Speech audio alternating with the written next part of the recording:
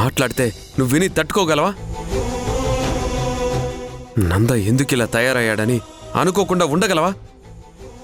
చెప్పు. నువ్వు మాట్లాడమంటే మాట్లాడతాను. చెప్పు, మాట్లాడనా?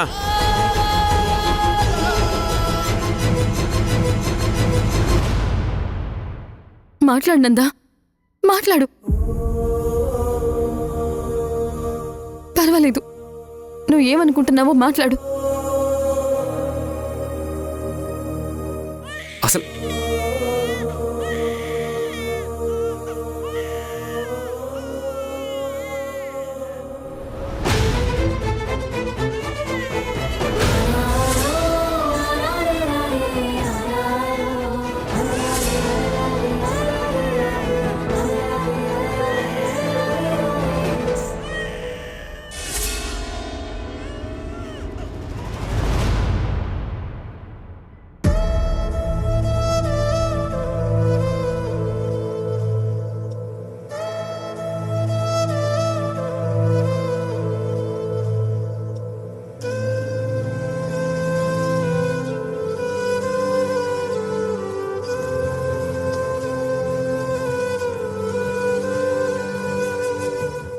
దేవకి, ఎక్కడికి వెళ్ళొస్తున్నావు?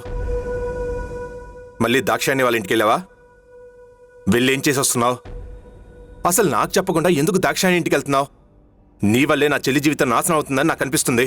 ఇంకా ఆపుతారా?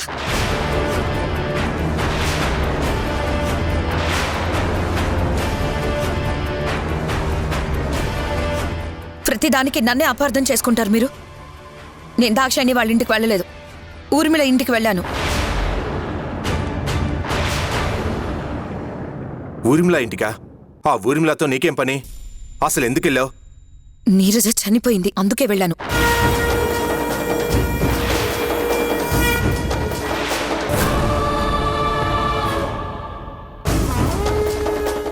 ఏమన్నావు? నీరజ చనిపోయిందా? అవునండి. ఊర్మిళ రాత్రొచ్చి మనల్ని బ్రతిమలాడినప్పుడు అంతా ఊర్మిళ నాటకం ఆడుతుందని మీలాగే నేను కూడా అనుకున్నాను. కానీ రాత్రి ఊర్మిళ చెప్పిందంత నిజమేనండి. పాప మీద దిగులు పెట్టుకుని యశోద పాప ఇంకా తన దగ్గరకు రాదని మానసిక క్షోభ అనుభవిస్తూ నీరజ చనిపోయింది.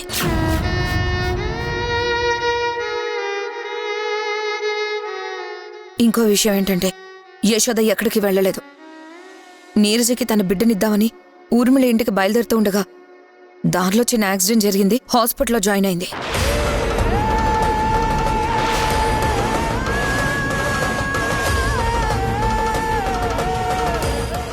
ఏమైంది నా చెల్లికి?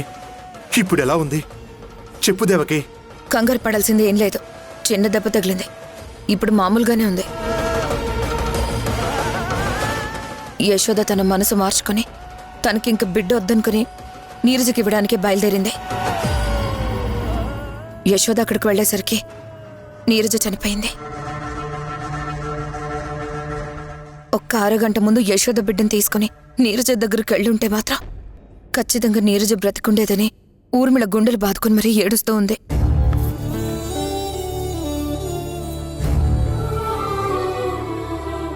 తన బిడ్డ కాని బిడ్డని కన్న బిడ్డ కంటే ఎక్కువగా ప్రేమించడం నీరజ వల్లే అయ్యిందండి.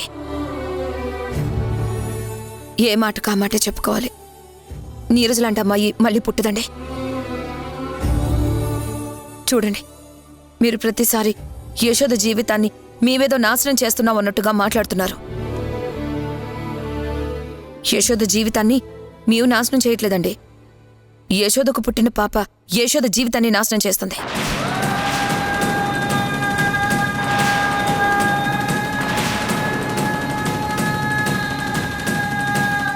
అవునండి, నందాకి రోజు రోజుకి పాప అంటే అయిష్టం పెరుగుతుంది.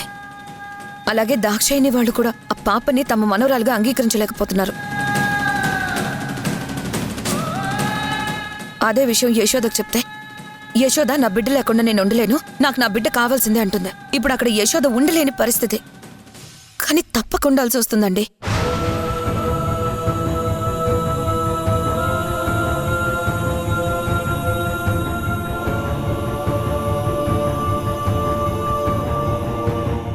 దీనికి పరిష్కారం కూడా ఒకటి నా దగ్గరుంది.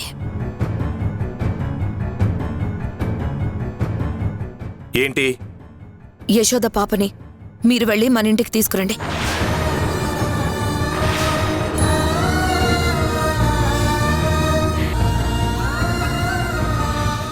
నిక్కీతో పాటే మన ఇంట్లో మన బిడ్డగా పెరుగుతుంది.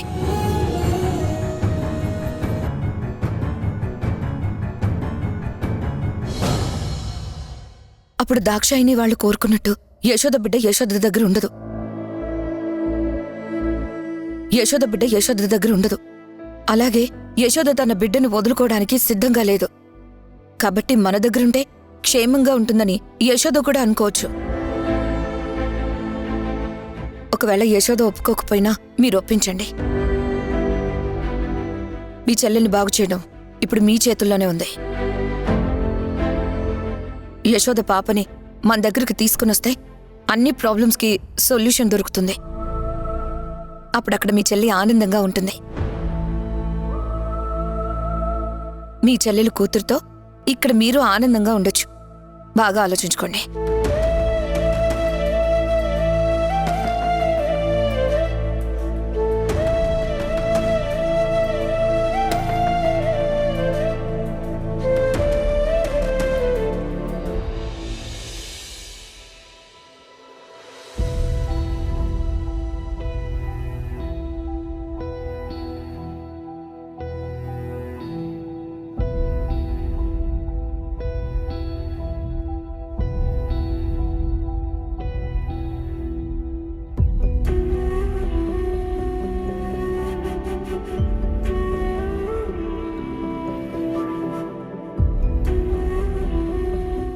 నందు, నీతో మాట్లాడాలరా.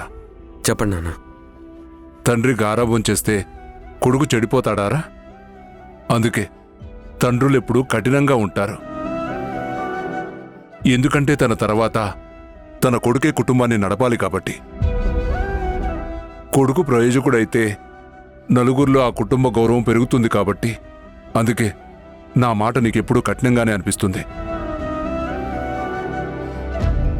మీ అమ్మ చెప్పేది నీకు మంచిగా అనిపించవచ్చు, కానీ నేను చెప్పేది సత్యంరా. ఏంటి నాన్న? నువ్వు యశోదకు అన్యాయం జరుగుతుందని తెలిసి కూడా యశోద కడుపున పుట్టిన బిడ్డను కూడా నీ బిడ్డగా అనుకుంటానని చెప్పి యశోదను ప్రేమించినప్పుడు నిజంగా నా కొడుకు ఎవరికీ అందనంత ఎత్తుకు ఎదిగిపోయాడు అనుకున్నాను. ఒక్క మాటలో చెప్పాలంటే నిజంగా గర్వపడ్డానురా. చిన్ననాటి స్నేహితురాలి వెంట నా కొడుకు నిలబడ్డాడు, నా కొడుకుది నిజమైన ప్రేమని గర్వంగా ఫీల్ అయ్యాను. నువ్వు గొప్ప సైంటిస్టు ఉన్నందు నీకు మంచి చెడు అన్నీ తెలుసు. మీ అమ్మ కూడా చదువుకుంది, కానీ పల్లెటూరులో పరువు నలుగురనే మాటలకి ఎక్కువగా భయపడుతుంది. అందుకే మొదటి నుంచి నీ ప్రేమను కాదంటూ వచ్చింది. కానీ నీ ప్రేమను చూసి యశోదను తన కోడలిగా అంగీకరించి ఒప్పుకుంది. పరిస్థితులు ఎప్పుడూ ఒకేలా ఉండవు కాబట్టి మళ్ళీ మీ అమ్మ నలుగురి మాటలకి భయపడటం మొదలుపెట్టింది. చివరికి నిన్ను కూడా మార్చేసింది. చూడందు, కొన్నిసార్లు మనం చూసినవి నిజాలు కావు. మన కళ్ళు కూడా మనల్ని మోసం చేస్తాయి, మన చెవులు కూడా మనల్ని మోసం చేస్తాయి. అన్నిటికీ మించి అబద్ధాలు నిజాలనేవి పక్కన పెడితే వాటికంటే గొప్పవి బంధాలురా. అందులోనూ భార్యాభర్తల బంధం అన్నిటికంటే గొప్పది, ముఖ్యమైంది. భార్యాభర్తలు ఎప్పుడూ నలుగురు కోసం బతకూడదురా. వాళ్ళ కోసం వాళ్ళు బతకాలి. అంతేకాని ఇరుగు పొరుగు వాళ్ళేదో అన్నారని, మనం వెనకేదో మాట్లాడుకుంటున్నారని భయపడి ఒకరి మీద ఒకరికున్న ప్రేమని చంపుకోకూడదురా. నీ భార్య నువ్వు ప్రాణంగా ప్రేమించినా యశోదను మాత్రం నువ్వు దూరం చేసుకోవద్దు. యశోద లాంటి అమ్మాయి నీకు ఎన్ని జన్మలెత్తినా దొరకదు. అంతే కదరా. పాప పుట్టుక ఎలా జరిగిందనేది మా అందరికంటే నీకే బాగా తెలుసు. నువ్వే మీ అమ్మకు బాగా అర్థమయ్యేలా చెప్పావు, గుర్తుంది కదా. ఒకప్పుడు నువ్వు పాపం నీ బిడ్డగా అంగీకరించి ఇప్పుడు సుబ్బరాజు కూతురని తెలిసిన తర్వాత అంగీకరించకపోతే అర్థమేంటో తెలుసా? నువ్వు యశోదని అనుమానిస్తున్నట్టు, యశోదశీలాన్ని శంకిస్తున్నట్టు. నువ్వు అనుకున్నట్టు, మీ అమ్మ అనుకున్నట్టు నిజంగా యశోదకు సుబ్బరాజు మీద ప్రేమ ఉంటే సుబ్బరాజునే పెళ్లి చేసుకునేది కదా. వాళ్ళ అన్నయ్య వాళ్ళతో, వదిన వాళ్ళతో, అందరితో కలిసి ఆనందంగా ఉండేది. అలా కాదని నిన్నెందుకు చేసుకుంటావు చెప్పు? ఎందుకు చేసుకుందంటే యశోద నిన్ను ప్రేమించింది కాబట్టి.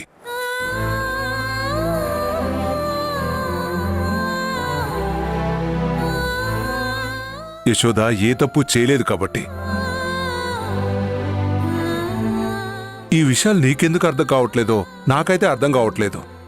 బాగా ఆలోచించరా, ఆలోచించి నిర్ణయం తీసుకో. ఏంటి నందా, మీ నాన్న ఇక్కడికొచ్చి నీ చెవులు కొరుకుతున్నాడు? నువ్వు బంగారం లాంటి నా కొడుకు మనసుని నీ మాటలతో ముక్కలు చేశావు కదా, అది అతికించే ప్రయత్నం చేస్తున్నాను.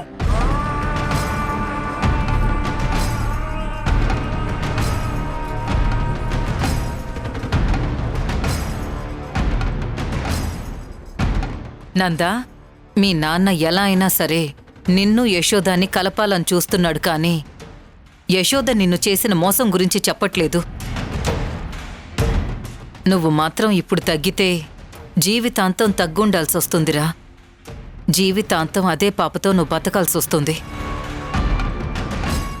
నరకం అంటే ఏంటో చూస్తావు. వద్దు, మీ నాన్న మాటలు అస్సలు వినొద్దు, సరేనా?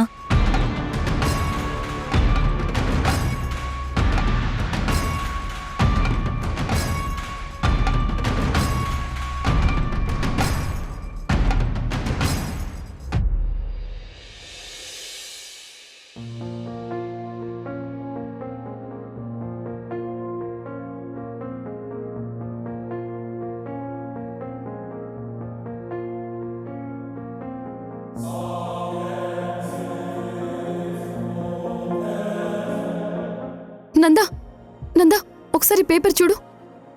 ఏముంది అందులో? చూస్తే కదా తెలిసేది. విషయం ఏంటో చెప్పు. ఒక ఎక్స్ఎమ్మెల్యే తన డ్రైవర్ని చచ్చేదాకా కొట్టి తీసుకువెళ్లి వాళ్ళింట్లోనే పడేశాడు. అతనుకున్న పలుకుబడితో అందర్నీ బెదిరించాడు. సాక్షులెవరూ ముందుకు రాలేదు. కోర్టులో సాక్ష్యం చెప్పడానికి కూడా ఎవరూ రాలేదు. కాని అతను చనిపోయే ముందు మరణ వాంగ్మూలం కింద పోలీసులకి ఆ ఎమ్మెల్యేనే నన్ను కొట్టాడు, నన్ను చంపడానికి ప్రయత్నించాడు అని చెప్పాడు. ఆ మరణ వాంగ్మూలాన్ని కోర్టు పరిగణలోకి తీసుకుని ఆ ఎమ్మెల్యేకి జైలు శిక్ష వేసింది. ఇప్పుడు ఇదంతా నాకెందుకు చెప్తున్నావు? ఎవరో ఎమ్మెల్యే వాళ్ళ డ్రైవర్ని చంపుకుంటే దానికి నాకేంటి సంబంధం? నందా, ఆ కేసుకి నీకు సంబంధం లేదు. కానీ ఇక్కడ ఒక పాయింట్ ఉంది. ఒక వ్యక్తి చనిపోయేటప్పుడు పోలీసులకు గాని న్యాయస్థానానికి గాని ఒక్క మాట చెప్తే అది మరణ వాంగ్మూలం కిందకు తీసుకుంటారు. దానికి చాలా విలువనిస్తారు. ఆ మరణ వాంగ్మూలం ఆధారంగానే ఆ ఎమ్మెల్యేకి శిక్ష పడుతుంది.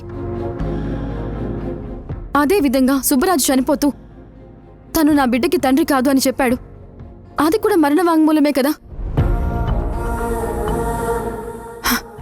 మరణ వాంగ్మూలాన్ని కోర్టులు, న్యాయస్థానాలు నమ్మినప్పుడు నువ్వెందుకు నమ్మట్లేదు?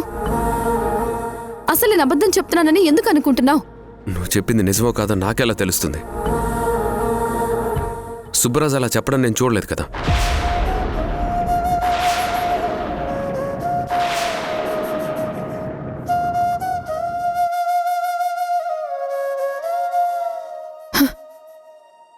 అంటే నువ్వు నా మాట నమ్మడం లేదా నందా?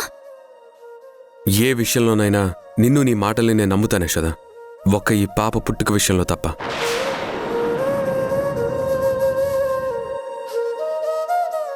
ఎందుకు నమ్మవు? ఎందుకు నమ్మవో చెప్పు. ఇప్పుడు నువ్వు నమ్మాలంటే ఏం చేయాలో చెప్పు. సుబ్బరాజుని నీ ముందుకు తీసుకొచ్చి నిజం చెప్పించడానికి వాడు బతికిలేడు కదా. నేను ఏ తప్పు చేయలేదు.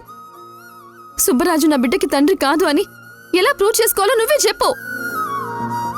చూడేషదా, ఇక ఈ టాపిక్ మన ఇద్దరి మధ్య రాకపోవడమే మంచిది. అసలే రేపు అమ్మ పుట్టినరోజు. నువ్వు పదే పదే సుబ్బరాజు గురించి నా దగ్గర తీసుకురాకు. అలాగే పాప గురించి కూడా. రేపు నన్ను మా అమ్మని ప్రశాంతంగా ఉండనివ్వు. ఇదే నేను నీ దగ్గర నుంచి ఎక్స్పెక్ట్ చేసేది.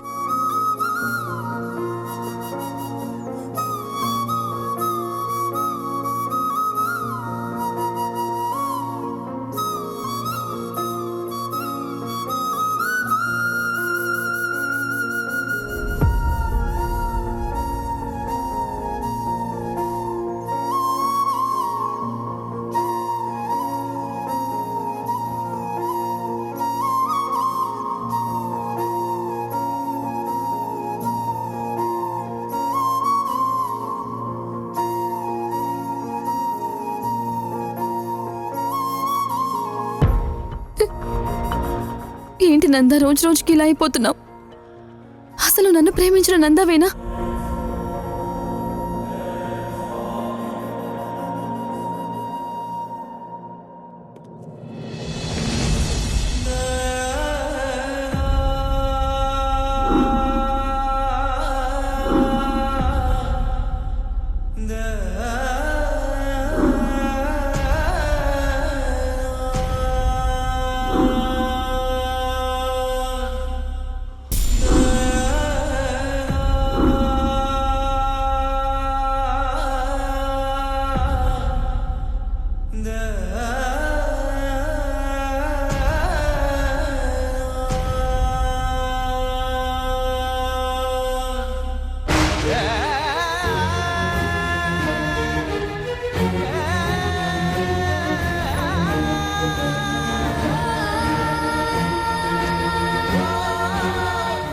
నిజమే, నా కూతురు కోసం నేను ఎన్నో పాపాలు చేశాను.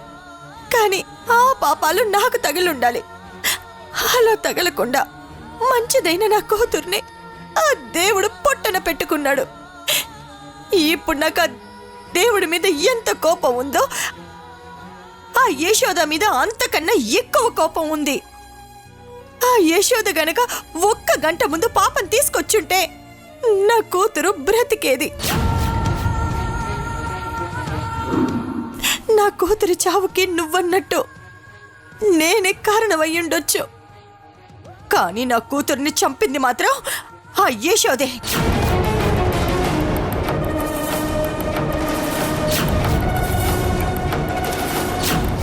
ఇప్పుడు ఆ యశోద ఆనందంగా ఉండుండొచ్చు. కానీ దానికి మాత్రం నేను ఎప్పటికీ ఆనందం అనేది దాని జీవితంలో ఉండనివ్వను. కన్న కూతుర్ని పోగొట్టుకొని నేను ఎంత క్షోభ అనుభవిస్తున్నానో అది కూడా అలాంటి క్షోభే అనుభవించేలా చేస్తాను. కడుపు కోతంటే ఎలా ఉంటుందో దానికి చూపిస్తాను. బ్రతికుండగానే నరకం దానికి చూపిస్తాను. వదలను, ఆ యశోదని వదలను.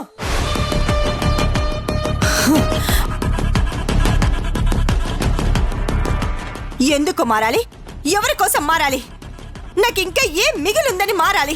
నాకింకా ఏం మిగిలిందని మారాలి? ఇప్పుడు నాకు మిగిలింది ఆ యశోద మీద పగ. ఆ పగని తీర్చుకోవడం కోసమే బ్రతుకుతాను. అది నరక యాతన అనుభవిస్తుంటే చూస్తూ ఆనందించడానికి బ్రతుకుతాను. నిన్ను వదలనే యశోద, నిన్ను వదలను.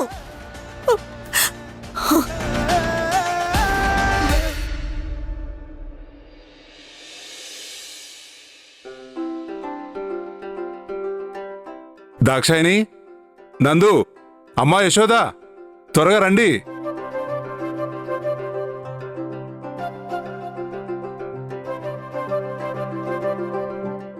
ఏంటండి ఇవి? ఈరోజు నీ పుట్టినరోజు కదా, అందుకే నీకోసం చీర తీసుకొచ్చాను. తీసుకో. అబ్బో, తమరికి మా మీద ప్రేమ కూడా ఉందా? నీ మీద ప్రేమ లేకుండానే 30 ఏళ్లుగా నిన్ను నేను భరిస్తున్నానా? మీరు నన్ను భరించడం కాదు, నేనే మిమ్మల్ని భరిస్తున్నాను. మీరు మీ చాదస్తాలు.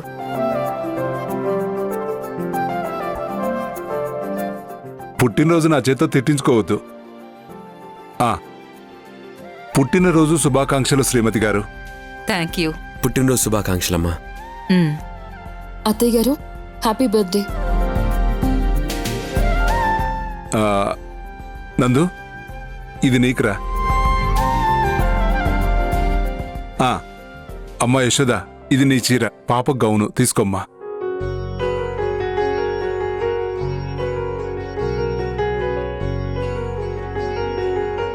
అవును, ఇంత పొద్దున్నే ఇవన్నీ ఎక్కడి నుంచి తెచ్చారు? సర్ప్రైజ్లు ఇవ్వడం నీకు నీ కొడుకే తెలుసా? మాకు కూడా తెలుసు. అందుకే నిన్ననే షాపింగ్ చేసి దాచిపెట్టాను.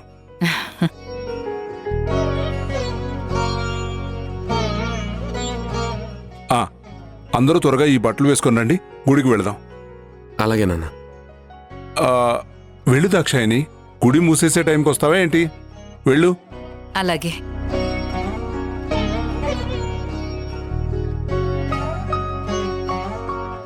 అమ్మా, బంగారు తల్లిని కూడా అందంగా రెడీ చేసి తీసుకురా. మొదటిసారి నా చేతులతో మనవరాలకి తీసుకొచ్చిన గౌన్ ఇది. అలాగే మావయ్య. ఉమ్. భగవంతుడా, ఇక నుంచైనా అందరూ కలిసి ఉండేలా చూడు స్వామి.